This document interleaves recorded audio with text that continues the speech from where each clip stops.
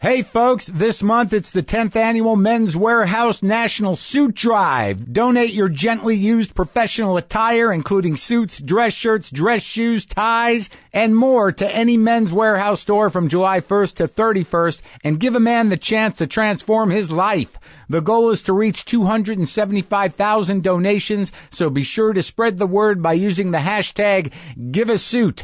Visit menswarehouse.com-national-suit-drive. That's menswearhouse.com/national-suit-drive for more information. As a thank you for donating, you'll receive a coupon for 50% off regular price retail items and get $10 off your $50 purchase when you text NSD to 66960. All right? Get rid of those suits in a good way. All right. Let's do the show. Lock the gate!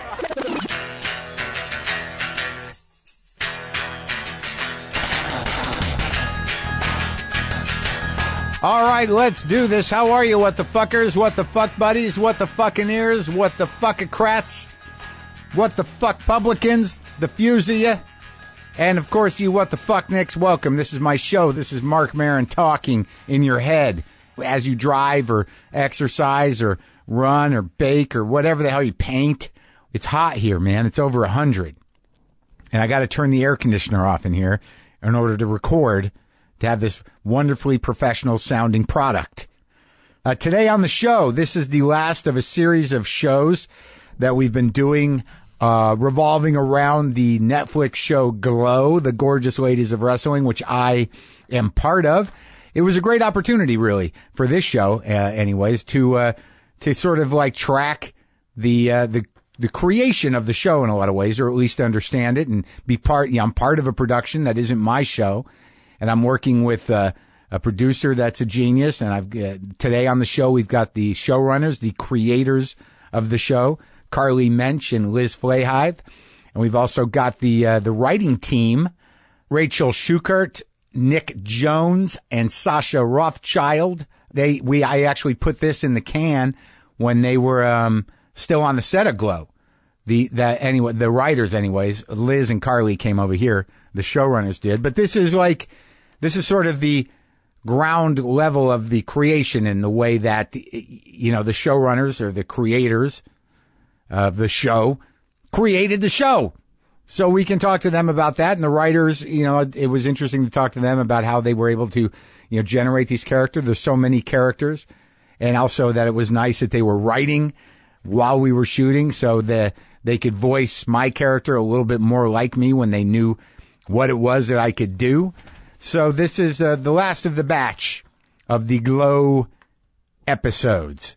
And this is a good one. It's good, especially if you're I don't want to use the word creator. It's too vague. But if you're a writer who wants to get into TV writing, this should have some valuable information. And these are good people.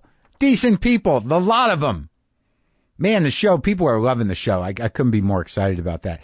Speaking about shows, I would like to bring your attention. Now, a friend of mine, he's been on the show before. He's a very funny dude. I love watching him do comedy. His name's Brian Scalero. You might remember him. Got a great voice. Scalero's got a great voice. He's got a new comedy album out. It's called Stupid Time, a sketch album. You can get it on iTunes or allthingsrecords.com. Check out Brian's record. He's a funny guy. So I will tell you what I've been up to the last couple of days. Over the weekend, Senator Al Franken asked me to moderate a conversation with him over in Beverly Hills at the Wallace Theater, the Wallace Center for the Performing Arts. He asked me a couple of weeks ago. I said, of course, we did that at BookCon. We got a good thing going. I had him on the podcast.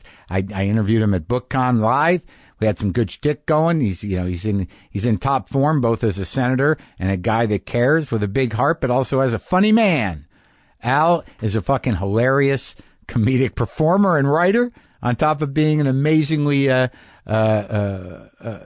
big-hearted progressive senator. And I love working with him. But it was sort of amazing that it did become sort of a team shtick, like, cause, I knew which stories, landed great. And all his stories, some of them are really, because he's a great comedy writer, structured beautifully, almost like jokes you would read, long stories. And so by the third time I worked with him live, we really had kind of a team dynamic going. And I didn't say this to him, but if he ever retires from the Senate, I wouldn't mind maybe hitting the road for some gigs. He used to be in a team. He knows how to do it. I know how to do it. I'm a pretty good straight man for the senator.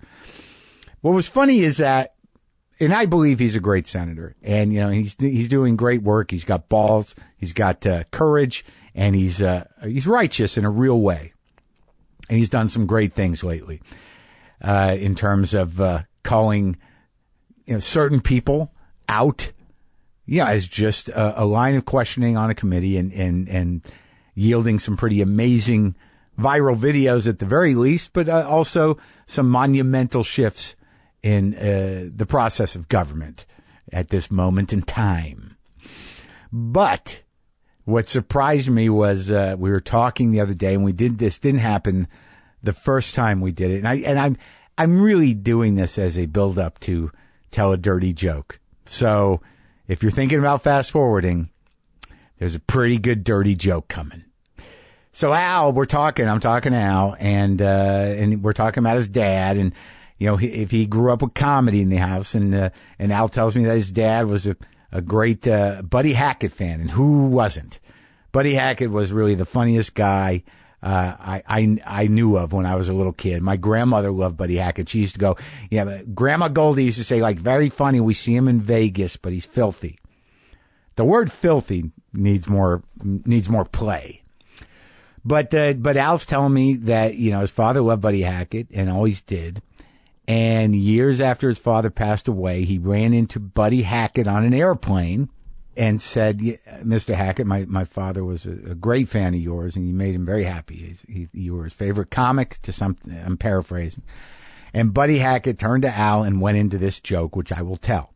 But I want you to picture Al Franken telling this. Senator Al Franken. It's beautiful. It was beautiful. I wish we had it on tape. Guy goes into the doctor. He's got a dot on his head. And he says, Doc, what is this? The doc says, I've not seen that before. Guy says, well, what is it? The doctor says, well, what's happening is you're going to have where that dot is, a penis is going to grow out of your forehead. In about 6 months, you'll have a full-grown penis growing out of your forehead. So the guy says, well, can you cut it off? And the doctor says, no, because it's connected directly to your brain. And then the guy says, well, you mean, in 6 months' time, I'm going to wake up in the morning and I'm going to look in the mirror and I'm going to see a penis hanging off of my forehead, just sticking out there? And the doctor goes, no, you won't be able to see it because the balls will be hanging in your eyes. The balls will be hanging in your eyes. That's a hell of a turn. That's a Buddy Hackett joke conveyed to me by Senator Al Franken in the context of a tribute to his father who loved Buddy Hackett. And it gave me the opportunity to tell you that dirty joke. Classic dirty joke with a beautiful twist at the end. What more can you ask for on a Monday morning? Am I right? Right now, it's my chance to remind you to avoid the hassle of the post office and mail everything from postcards to envelopes to packages, domestic or international, with Stamps.com. Stamps.com lets you buy and print official U.S. postage for any letter, any package, any class of mail using your own computer and printer. Click print, mail, and you're done. And unlike the post office, Stamps.com never closes, people. Never closes because you have control. Print postage for letters or packages at your convenience, 24/7, middle of the night postage. If you've ever listened to this show before, you've probably heard me talk about Stamps.com at least once, and that's because I've been using it for almost 7 years. And right now, you too can enjoy the Stamps.com service with a special offer that includes a 4-week trial, plus postage and a digital scale without long-term commitments. Just go to Stamps.com, click on the microphone at the top of the homepage, and type in WTF. That's Stamps.com. Enter WTF. Stamps.com. Never go to the post office again. That's how you hit a button. You got it?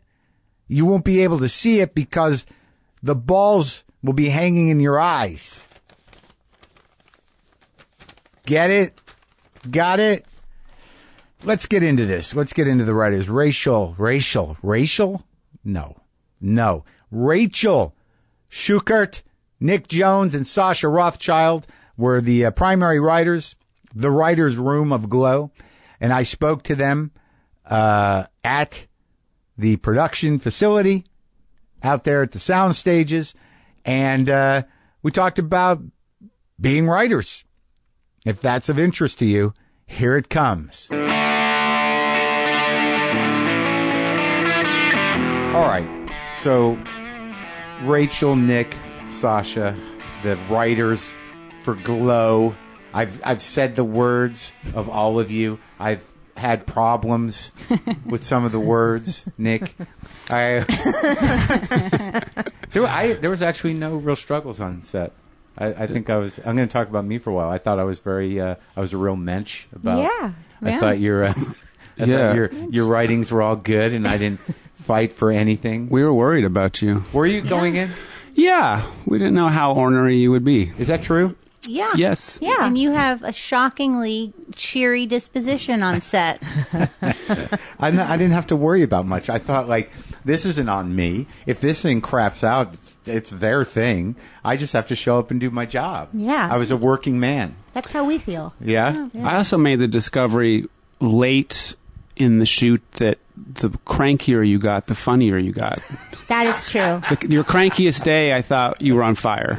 Is that true? Yeah. What day was that? No, we talked about it. It was episode 8 up in the office, and then I think we also did the car scene. Yeah. With Allie. Okay. Yeah. Oh, right. Car scenes right. with Allie always made you cranky.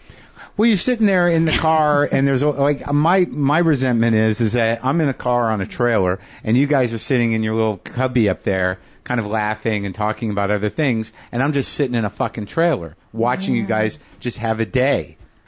It's a problem. Welcome to being a star. Oh, exactly. Okay. Yeah. Think about how much more you get paid than we do. Do I? Probably. I don't know. This is like I hope so. I would think so. I hope so. I don't think we should go down that road. You don't? You want to talk numbers? We could. You don't want to talk numbers? I liked when you would yell at yourself because you would never yell at others, which I thought was a mensch, very mensch-like. That's true. Mensch. You're a mensch. You're a mensch, Mark. Who knew? Totally mensch. I didn't want to be one of those assholes. So let's go. What have you written on, Rachel, before this? I wrote on Supergirl last season, and I wrote on this show called Red Band Society that ran on Fox for one season. And what'd you do before that? Oh, all kinds of things. Uh-huh. I wrote books mostly and for Really? magazines and, as a playwright. Oh, really? You were a playwright? Yeah. And So you was wrote Nick. books? Yeah. I know, there's a lot of playwrights, because Carly and Liz are playwrights. Mm-hmm. Well, we all know each other from that, for like 10, 11 years. Nick Yeah. and Carly and Liz and I were all in the same writers group at Ars Nova in New York in like 2006. I knew no one. Yeah, I know, So you're a Sasha Hollywood was person. Sasha's a Hollywood so person. Hollywood. Yeah, you're like the outlier. All these people are New York intelligentsia, Yep, they're very Sorry. smart. the highbrows. Yeah, we were before we came to LA, but But when you were doing plays, tell me about Nick. I'll get to you. Don't worry, Sasha. I'm not worried. Nick, so tell me about your first play that you put up.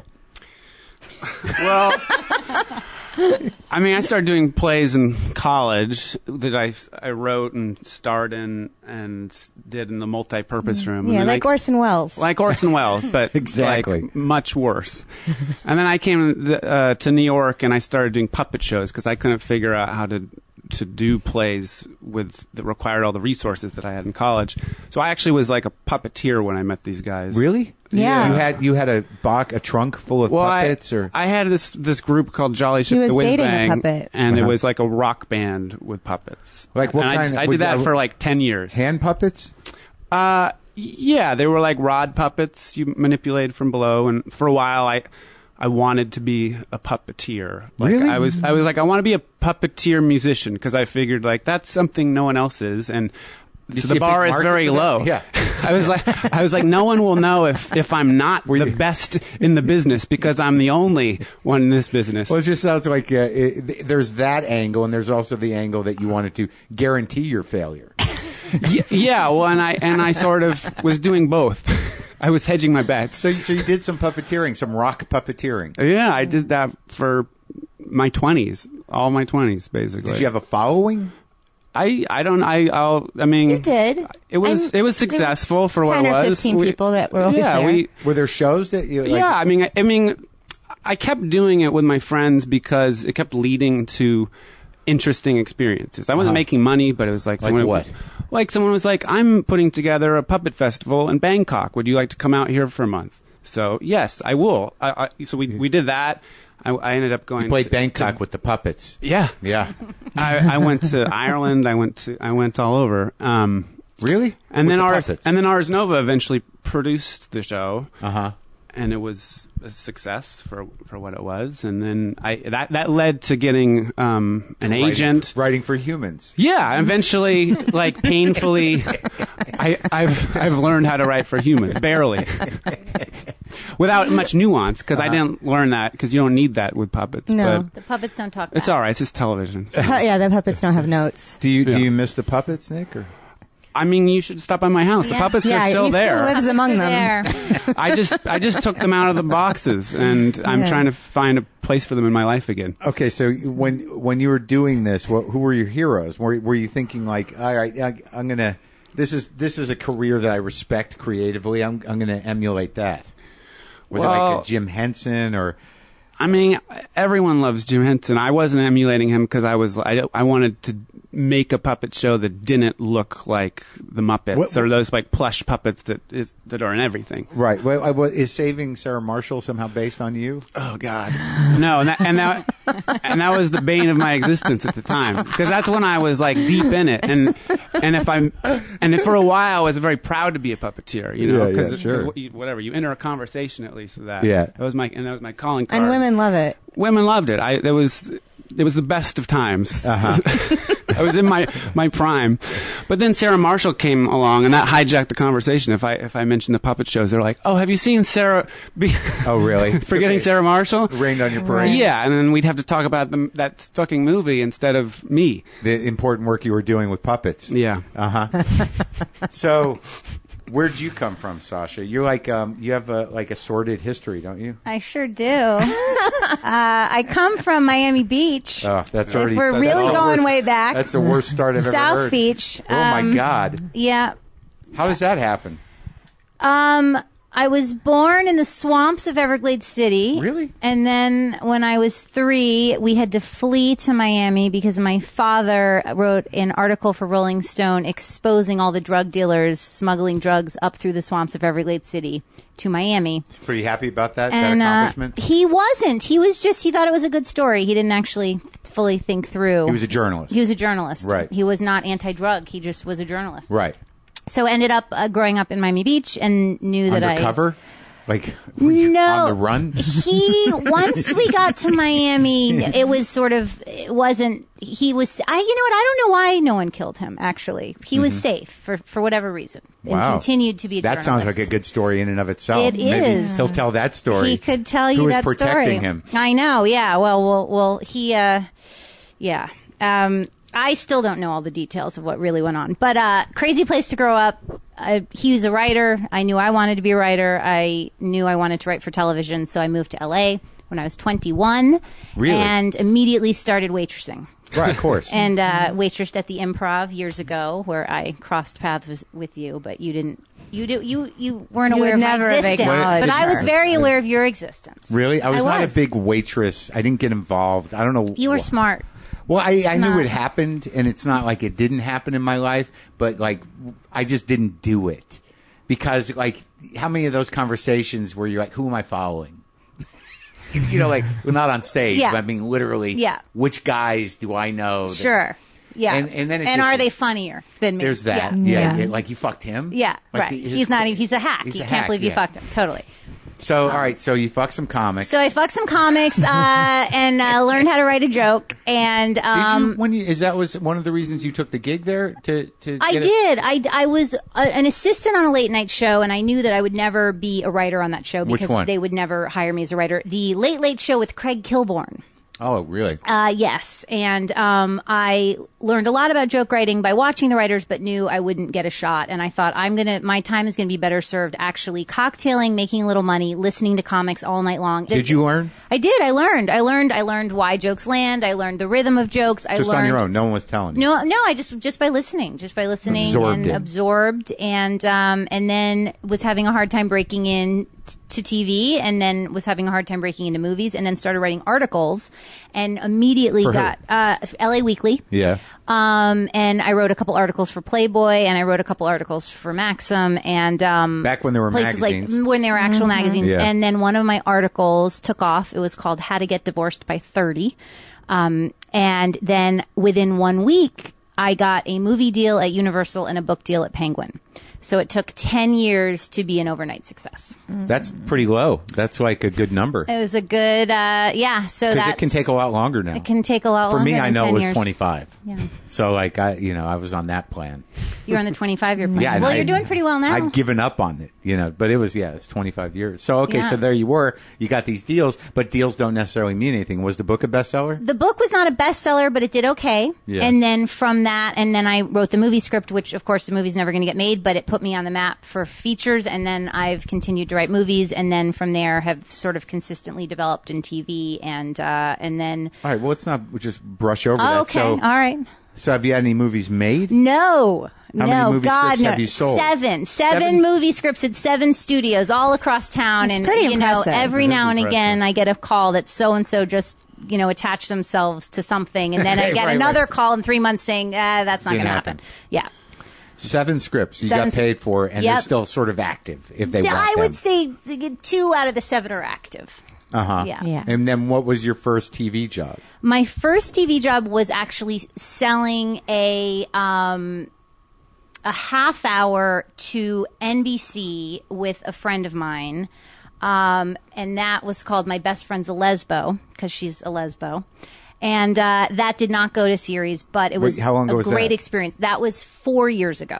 So this is sort of as the heyday is ending of making huge money on half-hour development deals and selling scripts. Yeah. And then I had such a great experience working in TV, even though it didn't end up airing, that I really focused on TV, and then got a job working on Carrie Diaries, which was a delightful show, which was the prequel to Sex and the City about Carrie Bradshaw. Yeah. Which was really And that was just a couple years ago? Couple years ago. Last gig I had, Carrie Diaries, and then development. And then this show, I actually watched Glow as a child and loved it. And so when I read this pilot, I thought it was amazing. Why did you love it? I thought, as a little girl, I thought that some of those women were so pretty They and were. fancy, They were so glamorous and their and fancy. outfits were so shiny and sparkly, and I would just watch them come out in this sort of glitzy glamour and then get like down and dirty and sweat and be badass, and it really spoke to me in a way of like sort of the high low of it all, like, ooh, I can be pretty, but I can also kick ass and grunt Mm-hmm. And I remember Chainsaw loving, and I remember the Southern Belles towards the end of the later series had the Southern Belles with their big hoop skirts, and Hollywood and Vine. I love the Bad Girls. I loved it.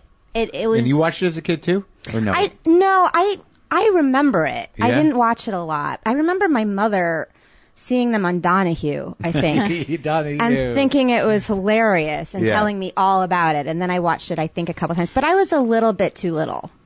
I remember the appearance on Married with Children. Yeah. Were you a wrestling guy?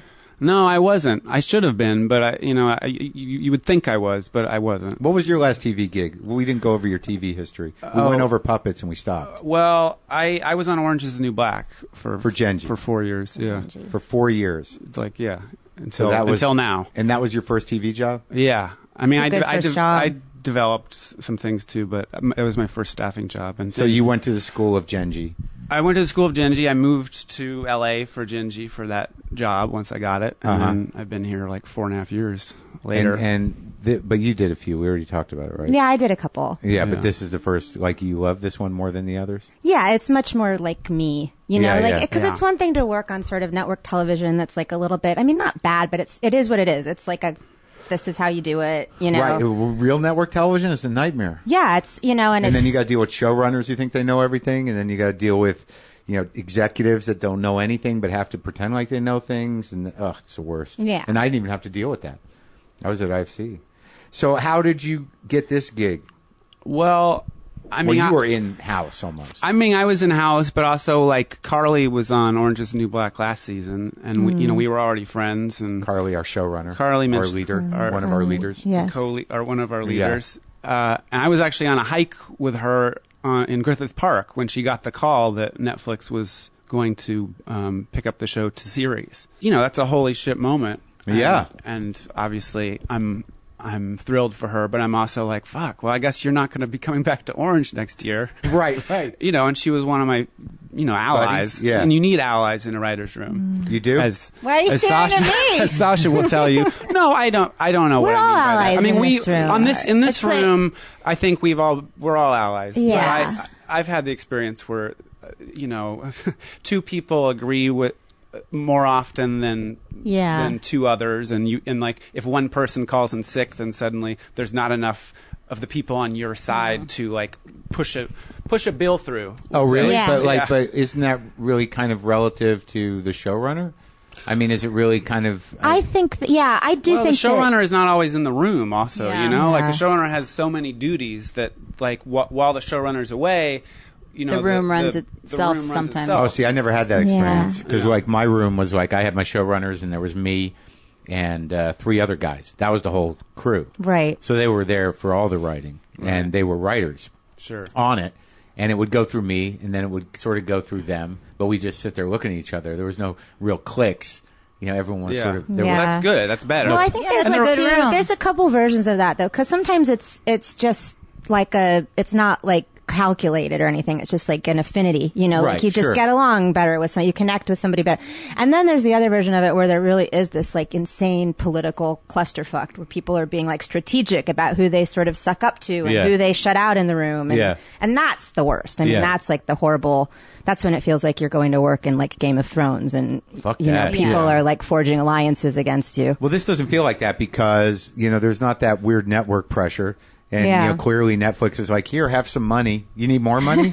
Here's some more money. And do you have enough to eat on set? Is that Yeah, there's Yeah. always Because with more feels food coming. really nice, like really from top to ridiculous. I bottom. also think that Carly and Liz did a good job of hiring like the right people for the right reasons. Where do you meet with them? How did you get the gig? How did I everyone got get a the job? call from my agents that this Genji show was, you know, Netflix based on this thing called Glow, and I was like, holy shit, I know about Glow. I was obsessed with Glow as a little girl, and I read the pilot, and they had read my HBO pilot, so they brought me in for a meeting, and I just sat down with Liz and Carly and Tara, who's Genji's producing partner, and just said, I love this script, and I want this job. And I kind of was very forthcoming and not like trying to be cool or play games. And No one else had said that. And, Yeah, no one else said they liked it. Good angle. I think when you go, look, when there's staffing season and you go from meeting to meeting with showrunners to get staffed, you can have a certain armor of like, whatever, you know, I don't care, Right, or right. whatever, wherever I land is fine, or I have so many options. And I think that having that armor is safe because most of the time you never get a job and you have to have armor. But for Yeah, this but some- particular Yeah. situation, I had no armor. You were excited, I was right. really excited and really genuinely thrilled to try and be a part of this. And I think that's, you know, maybe what... It doesn't you know. always happen because I think the dream of writers usually is to deliver a show of their own.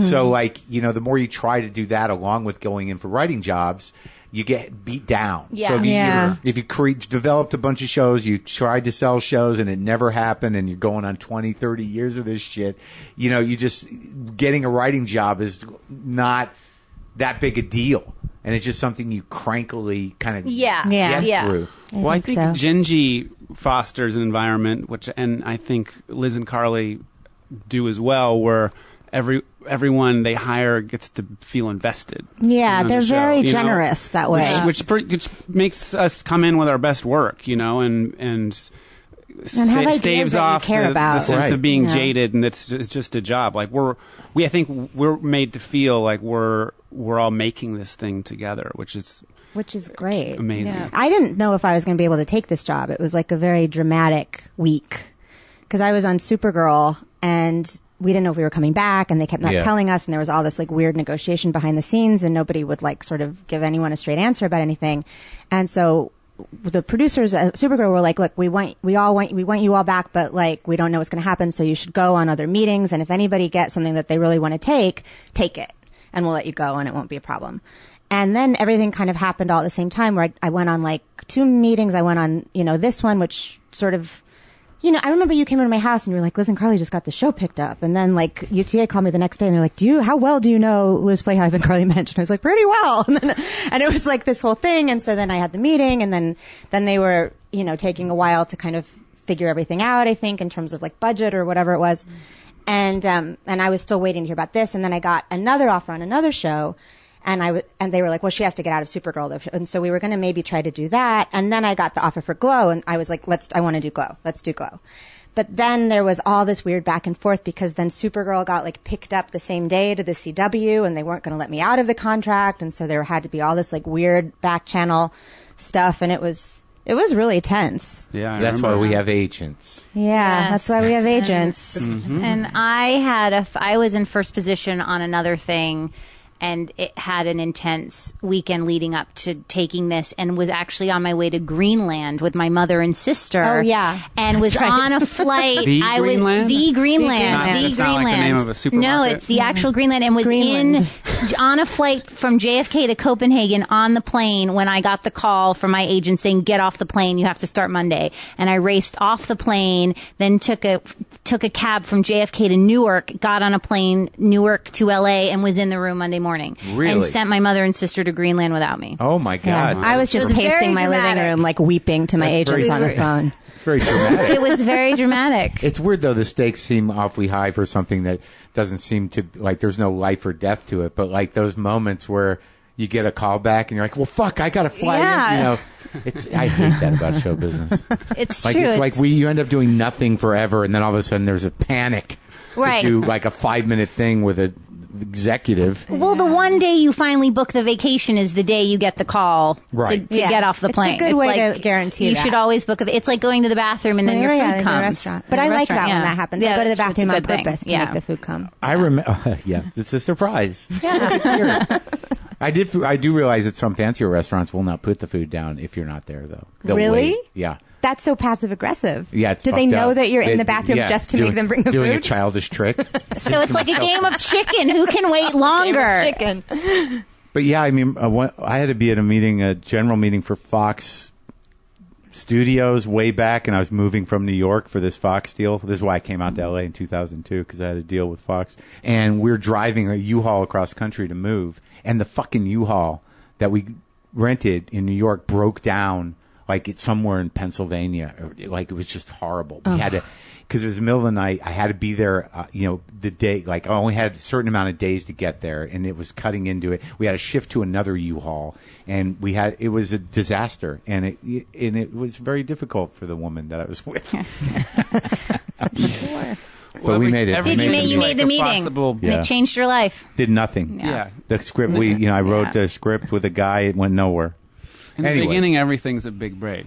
Yeah. And then you have There's so many that 20 don't breaks happen. where Yeah. nothing happened, and when you did everything perfectly, and But and then you actually have something happen that just came out of nowhere. Yeah. You know? Yeah. So you're just like, whatever. You just stay busy and things happen. But all those meetings eventually sort of add up to some sort Something. of presence or The something. experience of Yeah. having meetings and being known by people. Yeah. Yeah. Well, I so then they're responded like, to oh this my stuff. God, we love Mark, even Yeah. though you had like one Right. 15-minute conversation 12 years ago. Yeah, that was never what they said about me for a long time. It's like, how is he? I find it How's he weird doing? when you have general meetings where you're meeting the same people who are now working at different studios. Or different, Right, and they already know you. I know Different you. Or do companies. they? But Yeah. then you realize it's their job just to have you come in. What do they fucking do? They do nothing. They do They just nothing. like with comics general meetings. They're like, well, who do you want? Who can entertain us today? Yeah. They have to justify their dumb jobs. Yeah. Yeah. And they're just like, hey, bring some writers in. We should fucking. What are you doing after lunch? It's the worst. Our futures are hanging. I know them. I shouldn't be talking like this about these lovely executives, but I don't give a fuck. But our future is hanging in their hands. So what did you have to do to get up to speed on wrestling? I knew nothing about it, and I was so relieved to be told that I didn't need to. Like, they were like, no, your guy doesn't know anything about it. I'm like, perfect. Well, we didn't know that. I mean, I didn't know anything. I'm a little bit of a fan. I mean, I was a little bit of a fan of watching wrestling and knew a teeny little amount. I was on this medical show, and that's how we used to. And it would be like, and then like you'd had the idea of the story, and then there'll be a scene with some medical, and we'll figure that out. And we had like a liaison to the who's like, so figure out like what would really happen if your liver shut down or whatever. Right. And then you would they'd like put in like a bunch of like gibberish that like the audience doesn't really pay attention to, and then you just go on with the scene. Anyone could do what we do. A monkey could do it. But the weird thing about wrestling, the thing that makes it interesting is that how. Like the big shift right in the first 2 episodes is how do you take a volatile, broken trust, betrayal of a friendship and then put that at the core of, the heel in the face dynamic of wrestling. I mean, so like right from the beginning, it becomes a personal story, but then it just translates immediately to the ring. Yeah. Well, that was the cool thing that we kind of found out about wrestling is that it's like this larger than life encapsulation of like problems. It has all this, because when they go in the ring, it's like there's these beefs, and there's like this kind of soap opera and that this has been going on and so stole whoever's woman and then they were humiliated by this other person. So it's this constant like sort of settling of scores that you're supposed to believe is real. Yeah. And so it was interesting to sort of take that construct and apply it to this show where there were real things happening, Right. That like stuff actually happened off stage and like all of that backstory that's fake in the wrestling world was real in this one. Now, when you look, if it, you think ahead, like I didn't when I was doing my show, I just assumed every season would be the last season. But it seems like this world as a world is completely unique for a lot of reasons, but also you have so many fucking characters that like to fill another 2 seasons doesn't seem like that big of a stretch if it happens, does it? Yeah, it could go on a long I time. think it could go on a really long time. Yeah, well, we have 15 main characters, so we could have 15 seasons. Yeah, I think 15 seasons sounds about right. 15 seasons. That's right? Yeah.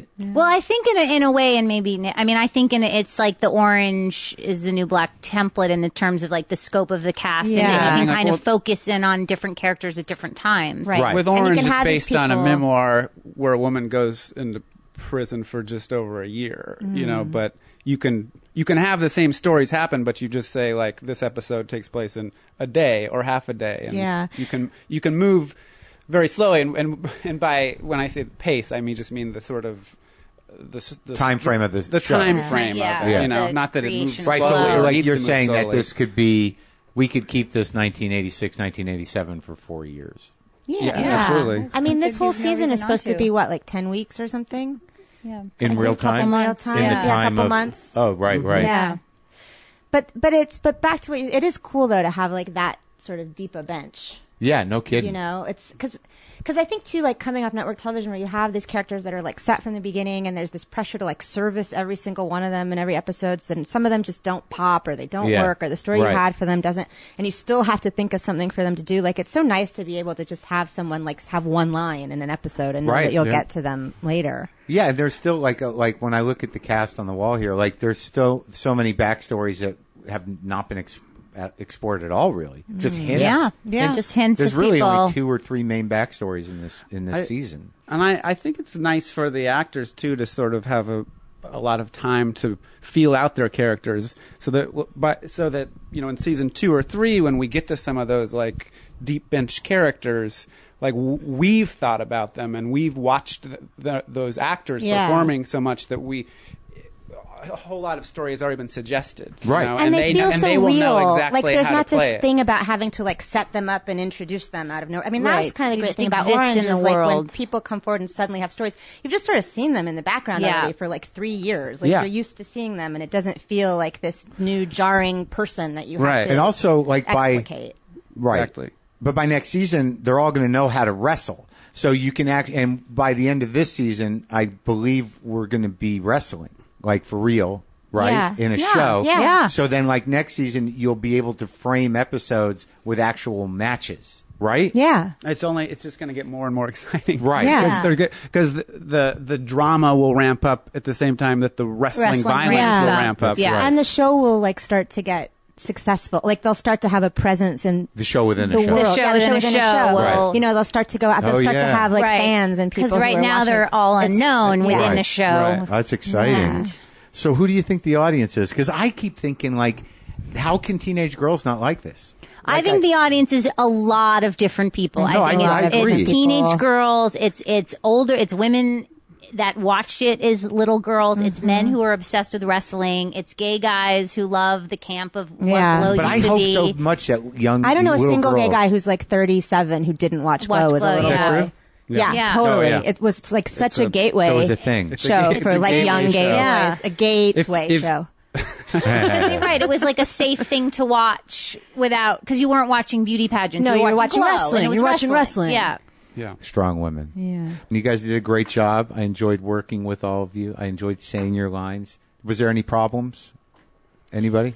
With me? Did you have any problems? No problem. I really, Nick was sort of waiting for a problem. was There's a couple delightfully Nick doesn't surprised by your like attitude. Nick didn't like having his like only man in the room kind of challenged. Yes, I it's think true. it's you like a came cock of the walk in and thing. he was no longer the He was one no cock. longer the one I used to cock. be the male consultant when people had questions about what it's About like to be a men. man What and it's what a like to be male a man. character would do. And then But you I feel came like in. I've lost my edge. Oh, come I on. mean, not because you came in, but I've just been around only women for so long. I don't even remember true. what being a man is like. Well, it was funny because when the first time I did one of your scripts, I knew you were kind of ready to, take the fight a little bit. Like, well, when's the problem going to happen? Sure. And then sure. there was which episode was that first one? Because I remember there was some things where I was like, can I do it like this? But then it came around to where like yours was okay. Was I fun? Three. Who did I, Three? Three who did I episodes. fight the one ball on? Episode Was it the thir- one ball? You fought me on that. On the yeah. one ball. On the one Yeah, ball. and it's probably going to be cut in editing anyways. Well, I thought That's it the was- way it goes. But I mean, episode 3 was a long haul for me. Which one was that? It was the one go to where we go to Bash's the house. party.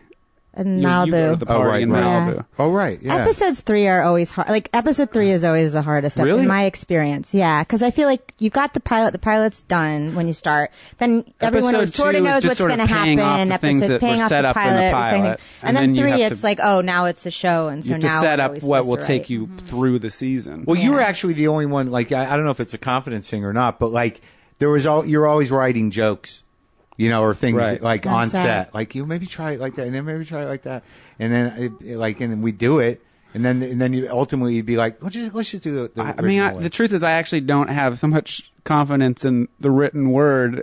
I only the know moment? things until I Right. see You're them like in the monitor. that, though. Yeah, You're yeah. always Yeah. like when You we like would do alts. plays, you were always giving alts and things Yeah. like I think that. you're And right. I Yeah, don't well, like to do that. and- And we would fight and yell at each other. Well, yeah, we've worked together, by the way. Yeah, we've it's written true. plays We've together. written plays together. Really? Yeah, it's too late Yeah, to talk been in about that this now. But No, it's always Marriage time. for a It's long just kind time. yeah, of- Really, you guys were like tight and you do plays. These two are many like plays? best friends. Oh, really? Yeah. we do stuff. We do stuff. Yeah, How many are those plays? Have they been produced? Yeah, yeah. published. Mm-hmm. They're What out are they there. called? They're out there. We wrote a play called The Nosemaker's Apprentice: Chronicles of a Medieval Plastic Surgeon, which is as Comedy. silly as it sounds. The ancient art of nose making. And then we wrote one about a brothel in turn of the century Chicago called The Sporting Life, Yeah, which prostitutes and we've turned into a pilot and are shopping around with Gingy. yeah. Oh, really? Mm-hmm. Oh, that's Oh, it's a exciting. musical. It's a musical. It's a musical? Yeah, A musical television Musical show television about prostitutes in old-timey and Chicago. perversions. and- Everyone's just fighting over it. Well, you never know. It's a big landscape now. Yeah. Let's get True. it. CISO will pick it up. CISO's hot right now. I think It's the place to get some money. I heard Nabisco's getting into the game. Oh well. Did you really? Really? No, but do you see? How we all believe that. Nabisco's going to have a network. Anything's possible. Go. All right, you guys. Well, hopefully, it's all we're gonna do more, right? That's the Yeah. hope? Hopefully That's we'll the be hope. together for many years. Oh. See each other through many life spaces. Okay. Thanks Many for talking. marriages. Yes. All right, this is fun.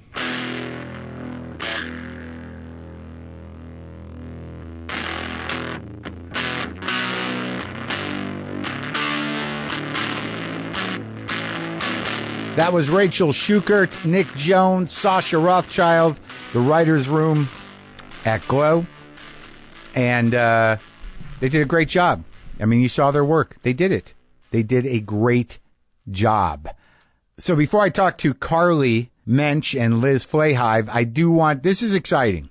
All right, this is, yeah, it's an ad, but it's also exciting. I'm sitting here in my garage looking at the wall, and hanging on it is a cartoon image of me from about, I don't know, like 22, 23 years ago. And if you saw this image, you would have no doubt where it came from, because the only show that looked like that was Dr. Katz, Professional Therapist. I've actually got an animated cell of my face from Dr. Katz.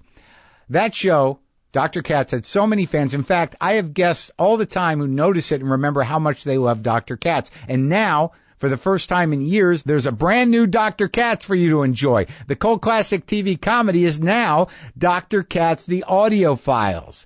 And it's now a free premium podcast at audible.com/Dr. Katz. Join 15 of comedy's biggest stars as they bare their souls on the couch with Hollywood's favorite shrink, Jonathan Katz, for 15 minutes. Eavesdrop on Sarah Silverman, Ted Danson, Ray Romano, Weird Al Yankovic, if you thought there might be another one, Kristen Schaal, Maria Bamford, Paul F. Tompkins, some guy named John Hamm, and someone else named Moore. Comedians and actors finally get the therapy they need, and you get free antidepressants in your ears. Listen to Dr. Katz, The Audio Files, available exclusively now at audible.com/Dr. Katz. That's audible.com/DRKATZ. Dig it. Dr. Katz is back.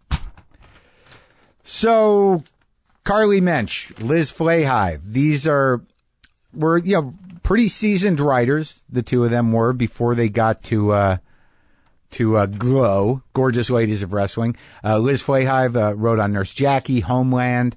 She was a playwright before that. You may know her plays From Up Here and the Madrid are two of her shows, her plays. Carly Mensch wrote for Weeds, Nurse Jackie, Orange is the New Black, and she's also a playwright who wrote All Hail Hurricane Gordo and Len, Asleep in Vinyl. Seasoned writers in at least two disciplines, and they created the Gorgeous Ladies of Wrestling, the show that I am on, and this is me talking to them here in the garage.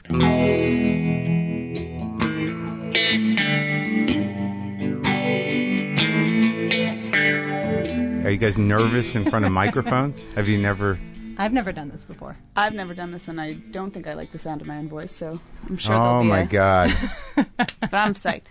You're psyched. I have talked to the other writers about you guys specifically at length and how difficult you were to work with, and I think we should just address that. It's fine. Go for it. Hit hard. So, all right, Liz Flahive, Carly Mensch. I don't even know why I'm setting it up like this. So you guys created and were the showrunners of Glow, which I'm on, which was good experience for me. How was it for you guys? It was pretty idyllic. Yeah. I mean, I feel like getting through making the first season of your first show, and like I only cried once. When did you cry? When Trump won? Yeah, exactly. That was the night that everything fell apart. That was a tough day on set. Yeah, no, it was really brutal. It was real tough. 14 women. Yeah. Wow. It was, everyone was just sort of like, what?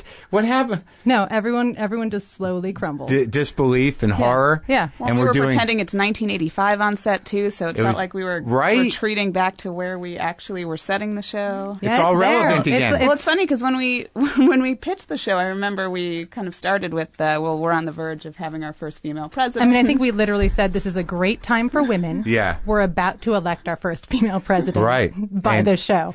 So, all right. So tell me how, where did you guys know each other from, not working together on a show, but from how? We met in New York. We were both at a writers group at Ars Nova, which is this off-Broadway theater. And they started a writers group for a bunch of playwrights. And I heard about this. Did I talk to somebody else? Who was in that? Was Stephen Karam in that? Did you tell Karam, me? He was not in our year. Our year had... We were the first year, and it was two of the writers on our show. Yeah. Nick Jones and Rachel Schukert. That's also right. met. Bo Willimon, Lin-Manuel Miranda, Liz Merriweather. Oh, Lin-Manuel Miranda was in it? Yeah. Yeah, and he would riff on the piano when I think Nick brought in a play about Nick brought in a real musical. estate. He brought in a musical called Little Building. Yeah. And he's like, I wrote this musical, but it has no music. Uh-huh. And we're like, well, how do we read it? And Lynn was like, well, I'll just get on the piano and make stuff up. And we all improvised. Yeah. I played an airport, I remember. And we all just improvised like songs and arias. Then we had to read my shitty play afterwards, and I was like, Jesus. Oh, that's the worst. It's a bad night to have brought something in. Was it like, were you reading the whole play or just parts of it? It's, yeah. I think we all brought in snippets of things that weren't finished, and it was also like my jokiest, dumbest play about Sally Struthers. Like it was And right after Lin-Manuel riffed a musical. Yeah. It's like, Right. Carly, Yeah. can we Yeah. go over yours now? Like, I was like, maybe Dive can I in. hide in the bathroom? But it was a great play. I mean, they gave us, free beer and pizza twice a month, and we all hung out there. And it was just like a place that we could actually be. It was And workshop really, stuff? Yeah, and like we would, even when we weren't there, I was like, I need to read this pilot. Can I have the space to do it? And we'd bring people together. They were just very supportive of their people, and they still are. And did you guys, you didn't write together though? No, never. And Not until this. And did you write whole plays? Yeah.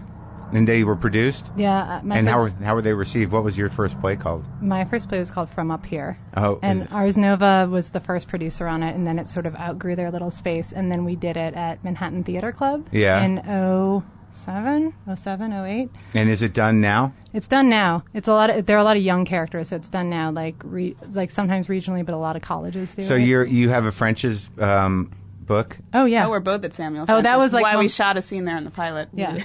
That was our biggest location. We were going to shoot at Samuel French. It's going to be thrilling. That was the scene with the acting class? Yeah. Yeah. We were very precise about what plays were in the background. No, we were not precise. We were picky as shit. Like, Really? we would take that poster down, take those plays off. We want these plays over here. Like, we made set deck insane. We moved whole shelves of plays. We were nightmares. Yeah. And what was your big play? My first play was called All Hail Hurricane Gordo. It was in the Humana Festival of New Plays. Yeah. I thought it was going fantastically, and then we got a review from Charles Isherwood at the New York Times that I think was like 3 sentences that said something along the lines of, I tried to find something nice to say about this play. Oh, really? He actually said that, or you just... no, he actually, that's a legit verbatim. quote. Like, I tried to find something nice to say about 23-year-old Carly Mensch's whimsical play. Then he threw you under the bus on the age thing. Yeah. Right, they'll do that. So is yours being performed elsewhere? That one actually does get performed. Was that the plan, though? Were you guys like, we're going to be playwrights, or were you young, ambitious, forward-thinking people that were like, well, this is just Theater's a stepping... going to be the future. Yeah. No, was it a launching pad, or you really thought theater was going to be the future? No, I mean, the people that I knew who could support themselves doing theater either had a trust fund or taught, at universities or wrote TV. So I was like, well, I don't have a trust fund, and I don't know about teaching, so maybe television. Uh-huh. So that was sort of what I tried to jump on it off of my first play and see if there was anything. And how'd you get that gig? What gig did you get? I got Nurse Jackie. So that was it. That was your first gig. My first in TV. gig, and then it was my gig for 7 seasons, and I grew up on that show, which was great because it shot in New York. It was Edie Falco, like the showrunners were great. Who are the showrunners? Who produced that thing? It was Linda Wallum and Liz Brixius. And people like that show. I've not seen an episode of it. That's okay. I feel bad sometimes. I don't know how people find the time. I don't either. Like, it's cool, but it was a great show to work on, and I learned. She's great. Everything. She's spectacular. Everybody was. And like to make a TV show in New York feels like a unicorn situation too. Yeah. How many people were on the staff? It ballooned. It was like big at first, and then it contracted. It was like 8 people, and then it was 6 people, and then it went back up again. It depended on the year, and it changed. And it started writing out here, and then it moved back to New York. So that was it. That's what you've done. You've written 2 plays and Nurse Jackie, and then now did created... Homeland for a minute, and then created Glow. You did Homeland for a minute? Yeah, I did drama for a minute. It was crazy. Yeah? Yeah. What was the shift like? What happens? What's the difference? I mean, I went from being great at my job to being terrible at my job. That was the biggest shift. But they were very cool to me. I mean, I got to, produce something in Berlin. I got to come in for half a season. They let me co-write a finale. It was... Less collaborative than comedy writing? Just different. I mean, like, the way you have to break... Like, I had never broken an action sequence before, and that was... I don't even know what that means. Exactly. And it's just like... It's Stop, super, drop, and roll. Yeah, Shoot the gun. Right. But you're like, so they're in the tunnel, and then these guys are here, and this information is here, and we've got to get all these people. And it's really they're good at it, but it's really rigorous and painstaking. It's as rigorous as the action on screen. The writing process is mentally rigorous. It was really rigorous, and you can't come in with like a nugget of delight or like this delightful thing that we can blossom into a story. It was just very poetic. No. Where's the gun? But I had to give a note, which was also maybe the last time I'll do this, which was like, can we just lift that gun up higher so we can see it? Like, I'll probably never give that note again. I don't know. I might lose my shit in the second season of Glow if we get it. I should not say that now. We're going to have a fucking gun. You're going to lift a gun up to my head. That's the wrestling sequences are action-y. They are. I mean, that's the closest I think I'll ideally. Yeah, very beautifully choreographed. I found myself, and I say it all the time, it was like watching a ballet of some kind. I found it to be moving. As theater people, we only exclusively talk about the wrestling in terms of dance choreography. Well, I told you guys when we got in there that it felt like a stage. That the ring is definitely a stage. A squared circle. It's like a sacred space. It definitely had that feeling, and special. when you're in it. Yeah. So, all right. So, where'd you go? You wrote your 4 plays, and then what happened? Actually, the first play, another playwright, Roland Jones, who was working on Weeds at the time, came up to me after the play and said, I'm working on Weeds. I think Genji would love this. Can I pass her your play? And until then, I hadn't even thought about TV, to be honest. Like, I was living in the bubble of this could work. Yeah. I was going to Juilliard at the time. You were? I was. As a playwright? As a playwright. That's fancy. Yeah. It sounds really fancy, and then really you just meet once a week for 3 hours and feel bad about yourself and then get a stamp at the end. Oh, that's great. It's like being knighted. Yeah, right. And did you get knighted? I did. I think Juilliard? I got knighted too early. Like, I think I hadn't really found my voice. I was just I had never studied theater. Yeah. So I felt a little bit like a fraud while I was there because I didn't know plays that well, but I was just at the point where I was getting really excited about them, but it'd be like I'd come into school and be like, have you guys heard of this guy Tennessee Williams? Because he's got some shit that I think we should talk about. Good ones. And I didn't really know Shakespeare, and like the actors would get so excited over Shakespeare, and I'd be like, I just can't understand these plays. I have a hard time with Shakespeare. I'm so confused why you guys are so excited. These feel so out of date. Biggest problem is drifting, and then once you drift for 5 minutes in Shakespeare, you're like, I'm fucked. This is all pointless. I don't know. I was barely understanding it to begin with. I have premise problems too. Like, I can't get on board with certain like that. When you start unwinding a premise, we're done. Like King Lear, like I just get so pissed at that first scene where it's like, why? Like, who starts a play by saying like, "Who loves me the most"? Like, I don't care about. What do you mean? We just started a presidency like that. Yeah, I mean, it's very relevant, Carly. It's a very relevant play. Couldn't be more relevant. Yeah, the sort of angry ambition of aging people is why we're in the mess we're in. It's true. I've had this conversation with her a bunch of times. Yeah, I bet over and over again. Well, and then I took this one class at school where I was an opera class, and she said, anytime you're not enjoying opera, walk out. Like, preserve your ability to love it in the future by just sparing yourself the pain of sitting there. So you've never seen an opera all the way through. I've never seen an opera all the way through, but I applied it to Shakespeare. So now I kind of like, I don't let myself sit there getting angry. Like, if I'm connecting and getting it, I stay. But then I think that's smart. Yeah. I mean, I do that with my kids. I'll go home and try to read it. You leave your kids if I do. I was like, well, this is not working for me. I'm gonna walk out. You guys are boring me. Maybe take it up a notch. Do something fun and exciting. Like, where's mommy? It's like you weren't doing it for her. Not enough drama. There can't be a shortage of drama with kids. There's not. So you've got 2, right? I've got 2. And now you have 1 in your stomach. I do. Yeah. Coming out in a month. Yeah. Are you excited? It's also a great question. Yeah. It's good. It sounds excited, like it. Confused, anxious. Confused? What do you mean? Yeah. You know how it happened.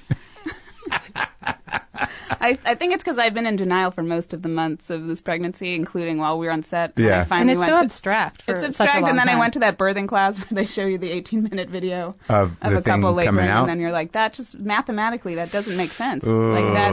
I don't know how you women do it. Yeah. Well, my original goal was just go to the hospital and tell them to just get it out as fast as possible. I think that's fine. That's what my mother did. Yeah. Cut it right out. Yeah. I don't need to be a hero. The next 18 years, I think.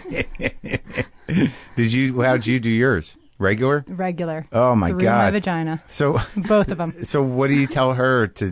What's the advice you're getting from your It's pal? one day. That's the good one. She keeps telling me like it's one day. It's one day. which- It's like if Oh, everyone right. freaks Like, out it's about like- their, it's it's gonna one be day of bad. your life. It's Yeah. one day. It's like your wed. It's like, what are you going to focus on? Like the wedding or the marriage? It's like Right. the birth or the life of the baby. Right. So it's one day. It'll be what it is. But I imagine you hit a threshold of pain where you just transcend. It's called the Ring of Fire. There's a name for it. Yeah.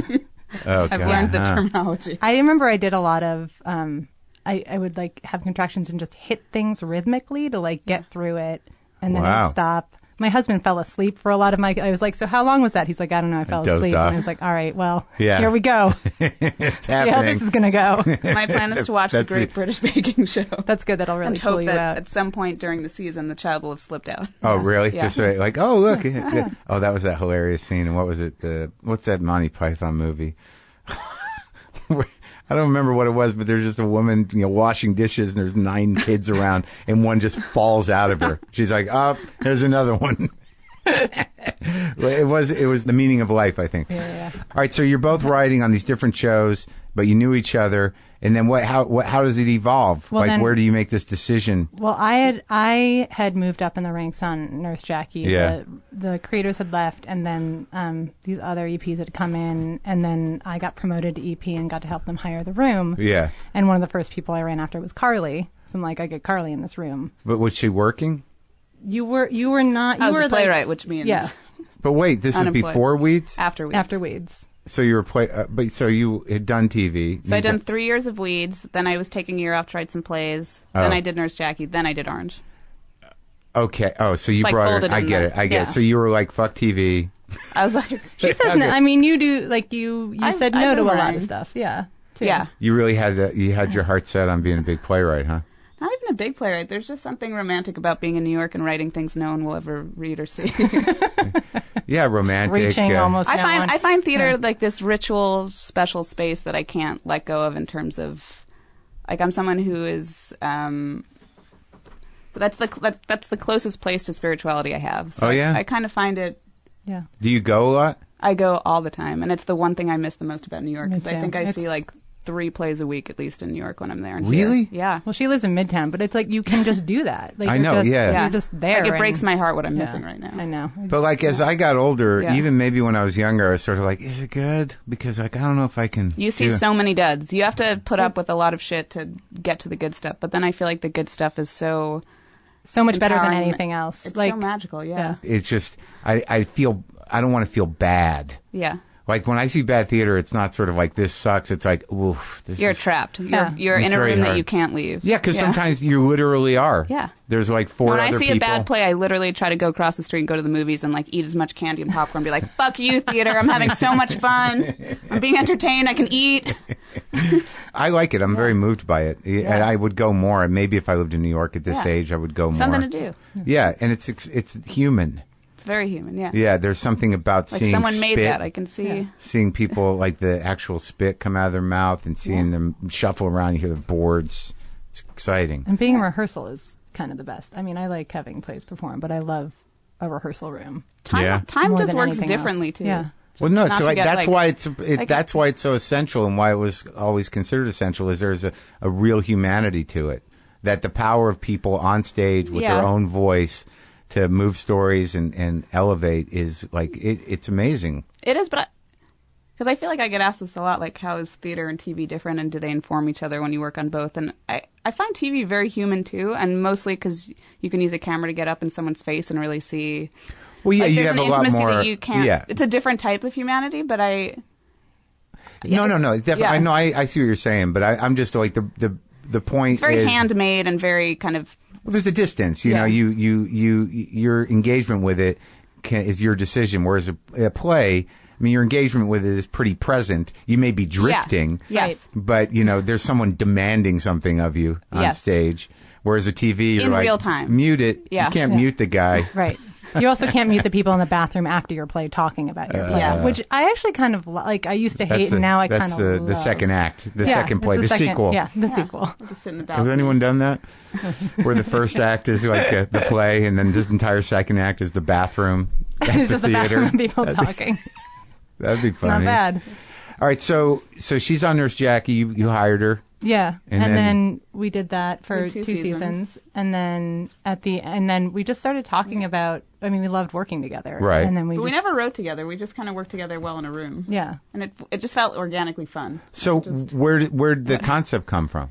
Yeah, so I was watching this documentary. It felt insane that this world of women's wrestling in the 80s hadn't been explored since. Yeah. It felt like it hit a lot of themes and places we wanted to go. Just The Glow weird- documentary. The Yeah. Glow documentary and just the world of... We've been talking about... Because we'd both written for shows about just badass, weird women. Yeah. But I don't think we'd ever talked about maybe going back into the 80s and looking at, like, what was life like for women in the 80s. Anyway, I saw this insane thing. Liz was on maternity leave. I was home with my colicky Yeah. daughter, Yeah. so I needed some stuff to do. We watched Right. it. Within 30 seconds, we were like, we should work on this. I think we sent... I think that day we sent Genji an email. It was where like a Carly one- was like, a meet pitch? Liz. Not even a pitch. No, it was a one-line email that was like, do you want to make a TV show about women's wrestling in the 80s? And I think her response was just yes. Yeah. And then we basically like went away for we had to deal with like the rights and Yeah. then looking into that. But then we just went away for almost a year and worked on the pilot and then And kind of had to make it our own and get into the story. Uh-huh. and rewrite it a million times and re-break it a million times. We also And knew then- nothing. We both knew nothing about wrestling and also didn't like wrestling that much. So it took us a while to kind of find our Well- way in that felt honest, but also kind of embracing the insane circus. And that way in is- was through the personalities of the women in a way. And I think on a meta level, like we chose a specific show about women who knew nothing about wrestling who became wrestlers. So we could kind of go on the journey with them as they figured out like what the hell this. And also form is. the premise being that, it was put together as a TV show, really. Yeah. That helps that. A lot. Yeah. And then, like, there's something about being on set for me, those outfits, and I was conscious and awake, like in the 80s. I graduated high school in 81, so Yeah. I'm already like 23 when that's happening. Right. Yeah. And they were so, like, I like that you guys played it so straight and it wasn't campy other than the nature of it, essentially, That was a big part of it for us. to not overplay it. Yeah. Yeah. To just play it straight. Well, we have the ring, which is this heightened, campy space. So then the fun of the show seems to be finding how to use the ring versus real life as a way to... To casually deal with Tell the stories. 80s fashion is difficult because it was so just casually Well, what women did with their hair just to go out in the morning was crazy. That was a big conversation when we were just talking to, when we were hiring hair and makeup heads and department heads. We were talking about just wanting this sort of like dusty, realistic late 70s into the 80s. So it felt like you weren't being bombarded by like neon and studs and stuff like that. Because And we it went just through a would- lot of our old pictures too, Yeah. so that we would make sure we were... The pastels were just unnerving. Oh yeah, Beth Morgan called it her coral dream. It was just like a real. I just don't like. There were days where I'm like, how did anyone think this was a good idea? Oh yeah. Yeah. The crew was so amazing and respectful too, because there were a lot of women in like leotards, and they were very, very cool. But I remember I got a text one day from Christian Springer, our DP, that just said, I just want to check in with you. There's a lot of nipple showing right now. It's just a little cold in here, so I wonder if maybe we turn down the AC. Let me know. From the beginning, like, one of the things that attracted us to the show is how uncomfortable we were with women in bathing suits, wrestling for mostly a male audience. Yeah. Like, that discomfort is where we started. Like, Right. we didn't want you to be comfortable, even though, they look amazing. But also, like, it's both exploitative and empowering at the same time, and it should never be just one. And wrestling is like attract and repel for us too. It feels to me that what was going on set would, in real time, them learning and them building these relationships and also doing this ballet of wrestling and creating these personas was happening, both in reality and on screen. It's why we planned the first season to go so slowly and to reflect the actual learning process of how long it would take to pick up these moves and to even understand the inner logic of what a wrestling match is. I think there was a day on set where they were 4 weeks into training. Yeah. And it occurred to Chavo, our wrestling trainer, he was like, raise your hand if you know how a wrestling match ends. Not a single person raised their hand. And we realized, of course, it wasn't obvious to any of us. Like, we Like, were just how do you learning the win? moves. Like, we Yeah. didn't know how you win, and none of the writers knew either. Well, but did you knew that there was a script? Yeah, we to knew that wrestle. wrestling was scripted, but in terms of just like physically how it works. Oh, and how, you mean like, the count and all that? like yeah. the counter, like how do you know when it's done, and like what does that actually We didn't know mean? your and two what do you- shoulders need to touch the ground. Like no one told us that. Yeah. Wow. They told Yep. us. I mean, we were beginners, and it was great because we would actually go and watch them train. Oh, but Allison, like, that's the other thing I want to say. Is like, how did you guys, did you know how that relationship would go?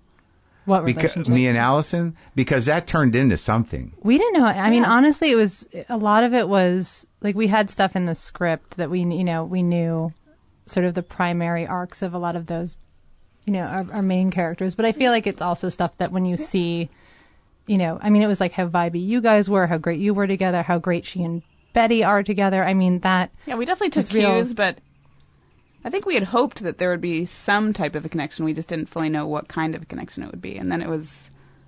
The one with me and weird, Allison is kind of nebulous. odd. It is. And it's like touching Yeah. somehow. I don't know what to do with Betty. Yeah. In character out. Yeah. She's a force. She's a real force. She's And you- amazing. and I mean, you- we've known her for a long time because Betty is in the theater world, and like she's done readings of my plays, and then she was on Nurse Jackie, and so we've sort of seen what she can do, and now I feel like she's like, I'm excited to unleash her on the world. So what was the casting process like? And tell me about me, because like I'd like to know, because like I got that thing. I wasn't anticipating doing anything. I was not planning on doing anything. We did not even bring you into a room. I know. We cast you off a tape. Yeah. I know, mean, but, it was. But I was told you weren't looking at people here. What do you mean? That we weren't looking at people in LA? No, like I got a Oh. script. Here's how this went for me. Tell us on your side, and then we'll tell you on our side. I think somebody in my manager's office who was just going through scripts found it and then gave it to my manager, and then he gave it to my agent, and then they sent it to me. And it was, I don't even know if I got the whole script or sides. Mm-hmm. And I'm just having a day. Wasn't looking for anything. I was actually just done with my show and was going to take a year off. Not even do stand-up. I was like, I'm done for a while. That'll show you. Yeah, and then they sent me this script, and I'm like, oh, I know this guy. Okay, I could do this. And it wasn't even, I didn't know you. I don't even think I knew it was Genji to begin with, or put it together because I'm shitty at that. So I'm like, I could do this guy. So I went down to the glasses place, We wanted to know what spectacles. was up with those glasses because they I are a good part of what... I immediately decided that I needed aviators. I don't know why. Mm-hmm. Some sort of aviator glasses, because I knew they were timeless, and that they would, there was no way I was going to find fashion glasses from '86. I wouldn't even be able to identify them. But I knew aviators never change, and that this guy was going to wear aviator glasses. And then I had Lacoste shirts, and I'm like, Did you buy the glasses or did you borrow No, the I just glasses? borrowed those big ones. Did you rent the glasses? They were sort of like yellowish, It's a but big it was commitment for an audition. it was the shape. No, I know the ladies down there. Yeah, They do my glasses. I love that so place. They do mine too. So, and then I actually own Lacoste shirts. And again, I'm like, these have been the same for decades. Mm-hmm. So that was that. And then I had the woman who's my trainer, who's an actress, read with me. You wondered who was reading with you. Yeah, I was like, because she's, she goes on auditions and stuff, and she's cute and good. But usually she's just my trainer. I work out with her, and I'm like, do you want to read with me? And that would at least lend some professionalism to it. And you sat behind a desk, which looked... Yeah. It was in my office. I just sat at that table, and my part-time assistant shot 3 of them, and they decided they sent you one, and that was that. But they told me that, like, I didn't know where you were in the casting or whether you had considered other people or you're at your wit's end, but I was told that they're not looking at people, that I could not get in a room. That's what I was told. We were not yet seeing people that we liked enough to see in a room for that. I think we were. So you were still looking for the room. Well, we should say Jen Houston, who did the casting, is a genius, and she has these instincts that are so kind of out of left field and so kind of... They're so I've surprising known and Jen weird. since she was a kid. Yeah, she told us. Worked, yeah. She sent it to us, and she was like, watch this now. Mm-hmm. And we were like, whoa, all right, maybe. Guys. Yeah. I think Marc Maron? You can be honest. Go ahead. Yeah, I was not expecting anything. I was like, he's funny. Yeah. I don't know if he can act. Uh-huh. Can he play another person? Uh-huh. Or can he be some version of himself that is that person? Yeah. And then we watched it, and it was so simple. It was just like, he's the guy. Like, it was like undeniable. It was like one of those things where we're like, shit, this is undeniable. And then we didn't really overthink it. And then we showed it to the writers too. Remember, because like we were like, you guys, you got to watch this. And then we were like, oh. And then when we would start to talk about the character, we started to talk like you. Yeah. Like when we were pitching, we were like, oh, we're already writing it for him. We got to give him the part. And then I remember we sent the video to Netflix, and they said their only question was, like, can he move around? He's behind a desk. I'm like, well, even if he can't, does it matter? Like, well, can't we write the part so he's always sitting? Like, if that's the problem. If he's not an integrated performer, we'll just sit him down. It's totally fine. Oh, that's so funny. Yeah. But and a couple were like, I mean, I feel like that was particularly, because we knew it was going to be such a big part of the show. So to not even have you in a room, we were just like, well, this feels like it's the guy. I had no so expectation. I was sort of like, a tape? All right, there you go. And I just went on with my life. I had no expectation when we watched it. And then I will say it kept happening over the course of the season where I was like, I mean, he's going to be great, but who knows what his range is? Like, he's got, he's like, you were the one. I think he feels super. Liz liked me the whole time. Liz was on board from the day one. The beauty of you from the beginning was I was like, he will be grounded and a real human, no matter what at all times. No matter what we throw at him. You got a great bullshit meter and a beautiful ability to just make anything sound organic and in the moment and true. But then you consistently surprised us in ways that I feel like we would go back to our seats and be like, whoa, yeah. Like, that's, so powerful. That wasn't even meant to be so. Yeah, I felt that happening. Powerful. Like, and I think that was because. It was exciting. Well, I think you got me at a good time because I just done 4 seasons of my show. So, like, when I started Maron, I was not great. But like I knew how to be on set now, and I knew I wanted to be relaxed and not have it all on my shoulders. So I was able to focus on, just that guy and not worry about other shit, which was, kind of tricky. I still needed to sit near Video Village just to. We noticed. Like, he just wants to be closer to Video Village but you were also so empathic toward us because you knew what it was like to run a show. So I feel like every time we looked like we had the blood drained out of us, you'd be like, how you guys doing? You all right? You okay? And it's like, oh, it's really nice when somebody asks you and you're like barely standing. Yeah, it's rough. It's hard. Yeah, we had each other. So it was hard for me to, like, I think that you guys everybody was pretty open to things like, suggestions, but it didn't seem out of hand. And I like that there wasn't like a fucking improv fest because I really wanted to do the work from the script. But certain directors and certain writers. You were word perfect for pretty much the entire season. It was great. Well, because like that, the one thing I had in my mind, if I had any insecurity, like, and I think that like I can evolve as an actor after talking to Martin Landau in here and getting some acting lessons, but. I know I can be present. I knew that the answer for me was going to be, if it's not me, it's on the page. So let it be. And there was a couple of bits that like worked out. There was a couple of beats that I added, but that was with the writers and there was conversations around it. Yeah. And there was one moment where, I didn't want to do something and Nick, and I was like, let's just do it this way. And he's like, it wasn't a fight, but he's like, all right, okay. And then like we tried to admire when he's like, okay, so now let's do it the way that we. I know exactly what you mean. Yeah, totally. But that took early on. That took a lot of trust from you, though, because like you don't know who we are, right? Well, I liked that. I wasn't afraid of it because it wasn't on me. You know what I mean? It was your character in a way. Yeah. And there was only a couple times where I'm like, and we went over it where it's just like, I don't know if he's going to say that. I just didn't feel right. And it didn't matter.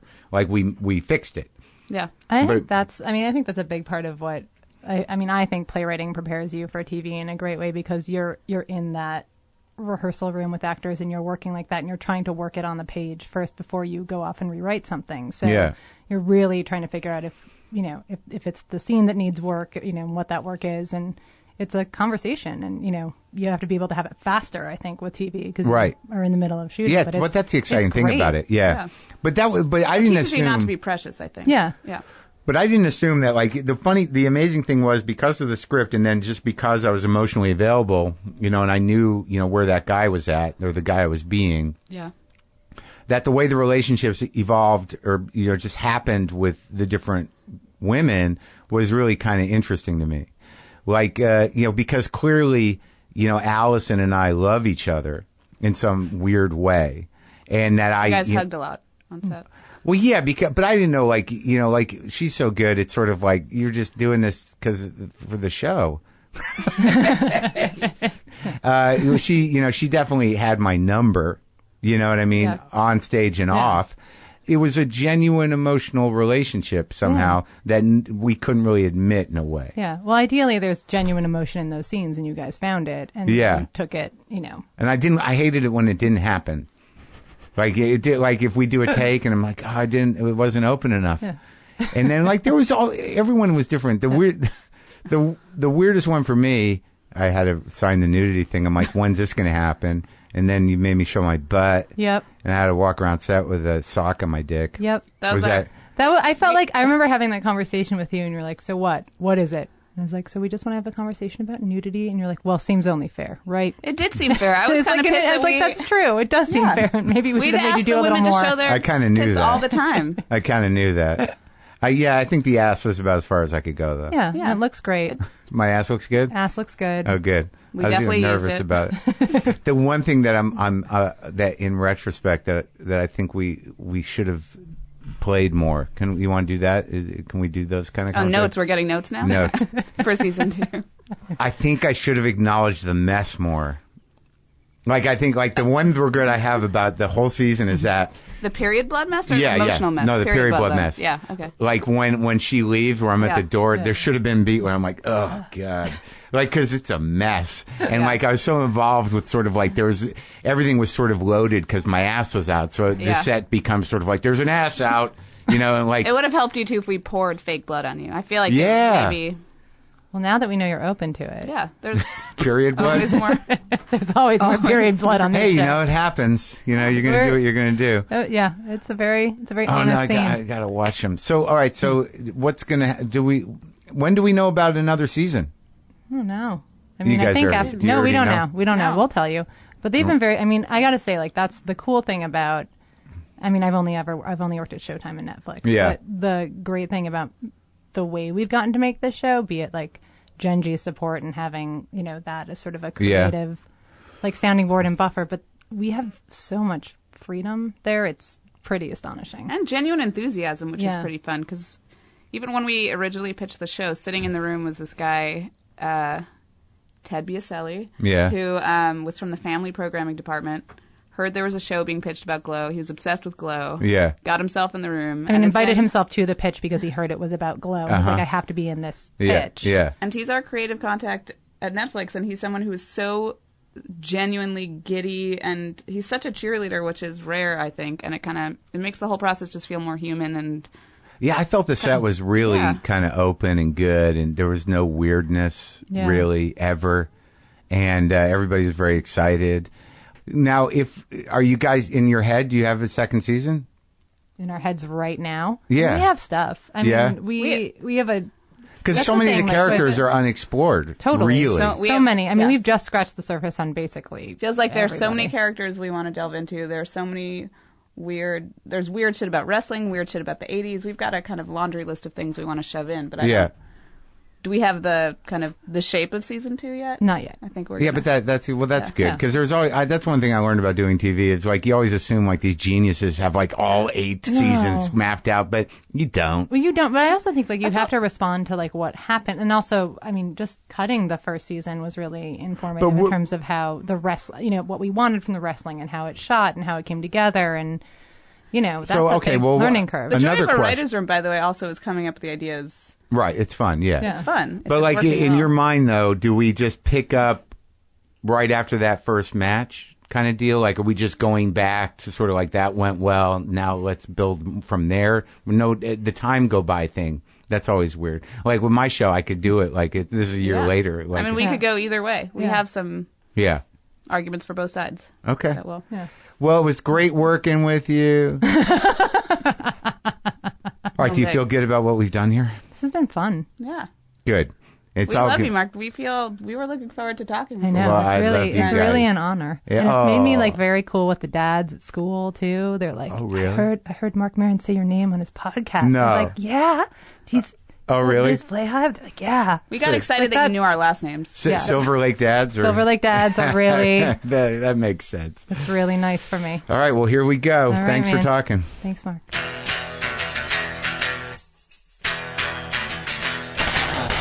There you go. Our final episode of Glow-related interviews, and I think that was informative. I hope you writers got a lot out of that, and I hope you people enjoyed the process. Making the sausage.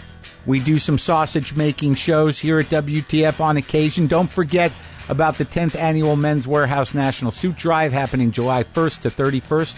Donate your gently used professional attire, including suits, slacks, dress shirts, ties, and more to any Men's Warehouse store. Visit menswarehouse.com/national-suit-drive.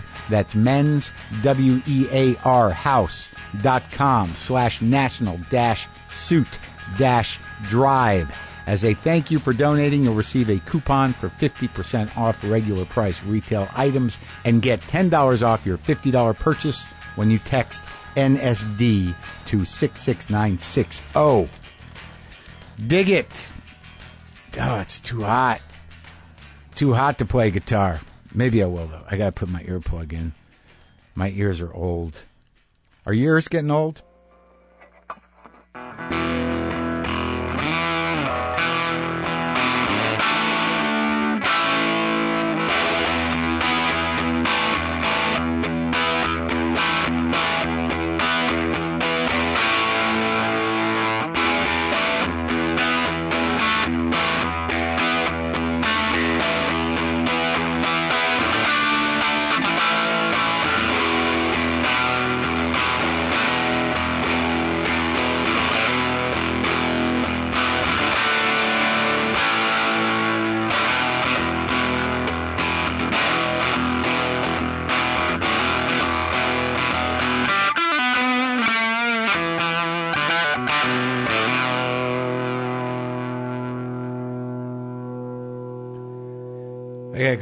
Gotta go fluff some rice.